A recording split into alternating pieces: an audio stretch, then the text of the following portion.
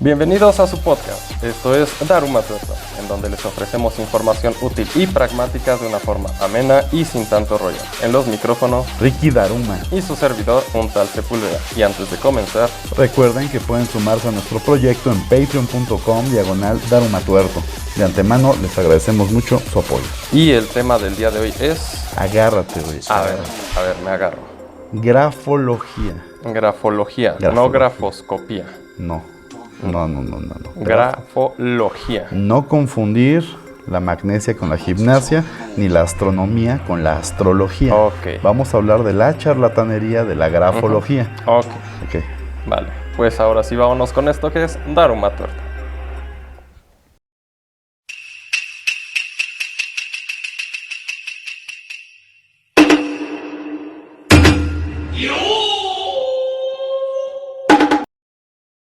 La grafología pretende descubrir rasgos de la personalidad de los individuos y hacer análisis, incluso prever conductas a las cuales somos propensos, sin que siquiera existan antecedentes de comisión de las mismas.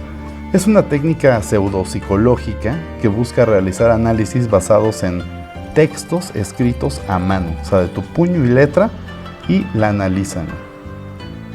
Ya empezamos pesadito, Sí. No confundir nunca con la grafoscopía o la caligrafía forense, la cual es un método científico para averiguar si un documento fue escrito por una persona o si la firma autógrafa es verdadera. Es lo único que estudia la grafoscopía.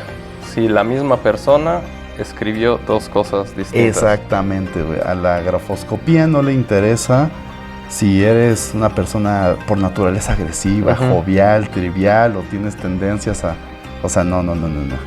Tampoco le interesa si eres Libra o Escorpión. Ok. La grafología tiene su primera aparición en el año 1575, cuando el médico y filósofo español Huarte de San Juan describe en su obra Examen de ingenios para las ciencias las diferencias y similitudes que él había observado entre los rasgos caligráficos de las personas con rasgos en la personalidad, pero sobre todo en las habilidades que poseían los individuos de su estudio. Ok. O sea, las personas que escriben más para arriba, Sí. es que son más creativos, güey. Las personas que escriben para abajo, son, no sé, más, no sé, güey. Pesimistas o tonterías así. Cualquier tontería que te imagines, güey. Más tarde, el filósofo Próspero Aldoriusius, ¿si lo leí bien? No sé. Tú escribiste Aldoriusius publicó en 1611 la obra Idegraphicus Nuntius, en la que explicaba cómo analizar una grafía. En esta obra, el autor expuso una serie de axiomas relativos a la idengrafía, término con el que acuñó su disciplina. O sea, ya era la Grafología. pero se llamó idengrafía para 1600. Por último, en el siglo XIX destacan los estudios de los franceses Abate Frandrin, No sé. y su discípulo Jean Hippolyte Michon. Llamámoslo el señor Lechón. De aquí en adelante lo citaremos como Lechón. Tras años de investigación, el señor Lechón estableció las primeras reglas y publicó el Système Graphologique.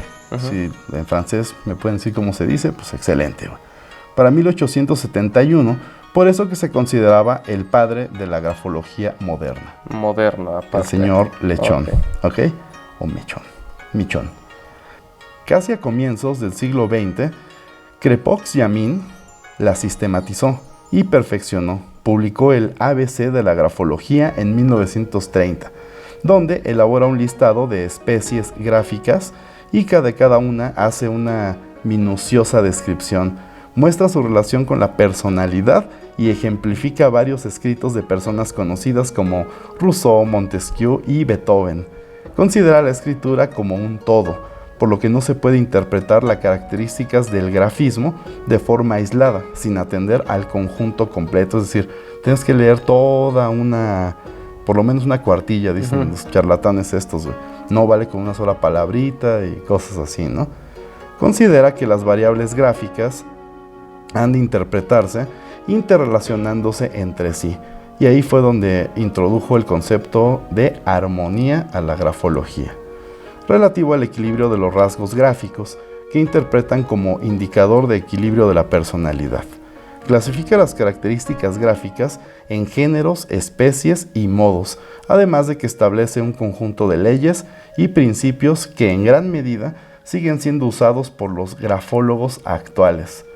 Otros libros suyos son el Tratado Práctico de Grafología y la Escritura y el Carácter. El Carácter. Sí, la escritura y el carácter. Aquí me entra una duda que dice que hay que leerlo como un todo. Ajá. Pero ahorita hay gente que dice que solo analizando tu firma. Entonces, sí, igual yo que lo el sé, mercado dice que el ascendente es lo más importante y Moni Vidente dice que no, que es tu signo zodiacal, güey. ¿A quién le crees, güey? A los dos. Por supuesto, Claro. Señores grafólogos científicos, debe de ser sumamente importante su aportación a la ciencia gracias a esta. A mediados del siglo XX, Rudolf Poffal, médico especializado en neurología, tenía el deseo de dar a la grafología una base científica, güey. Eso es lo que querían con sus estudios, ¿no? Okay. Esto lo llevó a la búsqueda de localizaciones cerebrales del movimiento gráfico y a la hipótesis sobre escrituras cerebrales que descubrimientos posteriores pues lo descartaron. Pero ahí fue la primera vez que un psiquiatra comenzó ya a buscarle y descubrió que no era cierto. Hubo un estudio científico Exactamente. tratando de descubrir si era cierto. Sí, claro. Pero bueno, la grafología es una pseudociencia, ¿ok? Quedamos claro ahí, ya que no obedece a los postulados del método científico. La evidencia que emplea para obtener conclusiones es completamente subjetiva e imposible de replicar los resultados. Es decir, un grafólogo va a tener variaciones en sus interpretaciones con otro grafólogo. No, incluso la misma persona va a escribir diferente según el estado de ánimo, qué tan cansado esté. Ah, sí, totalmente, güey. O sea, sí, pero hay gente que de verdad cree en esto, güey. O sea, hay gente que sí dice, mira, esta persona escribe de una forma muy, no sé, creativa, güey. Debe ser un artista. No, este escribe cuadrado, debe de ser, matemático, güey. O sea, pero no, güey. O sea, Dios mío. Por eso hacemos este podcast, güey, tratando de que algunas personas entren en razón. Gracias por... Mira, durante los años 90 del siglo XX, esta pseudociencia se puso de moda en los Estados Unidos. Incluso en muchos programas de revista se presentaron grafólogos a manera de show, lo cual llamó la atención de una persona, el doctor en psicología Gustav Kohlemann, quien dirigió una serie de estudios en la Universidad de Missouri tratando de comprobar mediante pruebas con voluntarios y algunas triquiñuelas que vamos a ver ahorita, la ya mencionada pseudociencia. O sea, en los años 90 fue esto y aquí todavía lo hacen, aquí en México. O sea, estamos 30 años atrasados. Sí, güey. Hay gente que si el horóscopo le dice que no salga hoy de su casa, sí, no lo hace. No lo hace, güey. Pero bueno, hay gente que va al homeópata. Bueno, el primer experimento que llamó a esta mujer, llamada Antoniette, que era la grafóloga que estaba presentando en todo el sur de Estados Unidos, y la invitó a practicar en su estudio. Él pues, literalmente la engañó, diciéndole que uno de sus alumnos de la Facultad de Psicología había comprendido bastante bien la técnica de la grafología leyendo sus libros, los de esta mujer, de Antoniette, que vendía, o sea, se presentaba y empezaba a hacer business vendiendo libros, ¿no? Y que quería corroborar los resultados obtenidos por el estudiante y a su vez corrigiera las interpretaciones si ella encontraba errores, ¿no? Ella revisó los textos ya interpretados por el alumno, bueno, revisó la interpretación y revisó además el texto que estaba interpretando el alumno. Posteriormente, la retroalimentación que ella dio fue, y cito, en general, es bastante buena la interpretación de la personalidad del voluntario de tu estudio y que solamente le agregaría ella un par de rasgos que por la falta de experiencia del alumno del doctor había omitido. Pero en general era bastante buena su interpretación. Y mandó felicitar al alumno, claro. Güey. Ok. En la segunda parte del experimento, el doctor Gustav Kohlemann le pidió a Antoniette que interpretara ella un texto escrito por una interna de un manicomio, diagnosticada con esquizofrenia.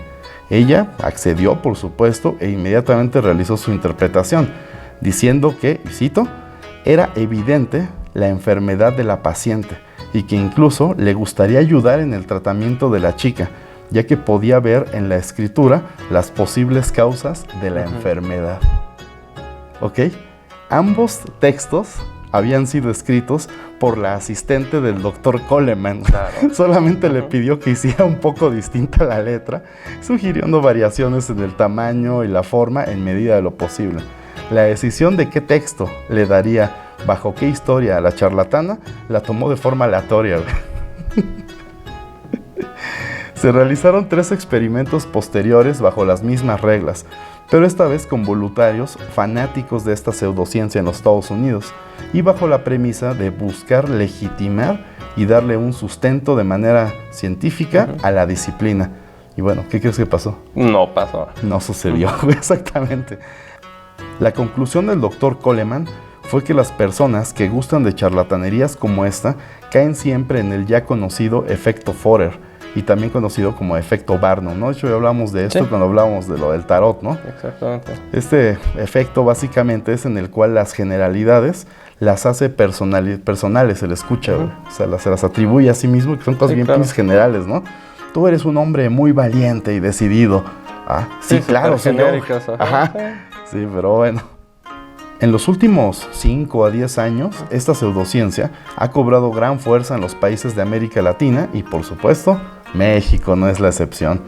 En algunos intentos por legitimar la charlatanería, se ha tratado de relacionar la grafología con estudios formales sobre las microexpresiones faciales del Dr. Paul Ekman y otros autores, ¿no? Pero principalmente de Paul Ekman, diciendo que así como existen expresiones faciales y lenguaje corporal que reflejan emociones, intenciones y comportamientos, pues también existen mediante la escritura formas de identificarlos. Es posible hacer lecturas de las personas, pero el mismo Paul Ekman lo desmintió en el año 2009 y de una forma súper cagada, güey. A ver. Cuando en 2009 él estaba presentando su libro Cómo detectar mentiras, una reportera de la BBC le preguntó sobre la grafología y su relación con las teorías de la lectura facial. Él ni siquiera la dejó terminar la pregunta, la interrumpió y respondió. Voy a citar: "Esto es algo serio, señorita. Si quiere podemos hablar sobre astrología o fantasmas, pero sería tomándonos un café en la Quinta y Broadway". Sí. Pero bueno, dato curioso, ¿no? El doctor Paul Ekman.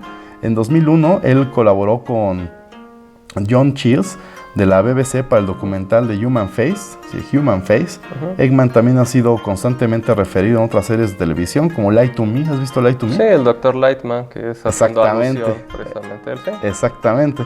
De hecho, el personaje está así, basado en él, y el mismo Dr. Paul Ekman trabajó como asesor para los actores, explicándoles cómo interpretar esto. Pero bueno, mira, eso es todo lo que tenemos sobre la grafología. ¿Cómo ves? Ya, vámonos con el dato. Vámonos con el dato. Este es el dato más turbador de la semana. Hasta el año 2001, la entonces PGR de nuestro gloriosísimo México echaba mano de adivinos, mediums, videntes y, claro, especialistas en grafología. Estos últimos como apoyo para el perfilamiento de sospechosos e incluso análisis para aspirantes a Policía Judicial Federal. Güey, usaron a la PAC en la finca del encanto, ya que más podías esperar. Exactamente. Esto fue el dato más turbador de la semana.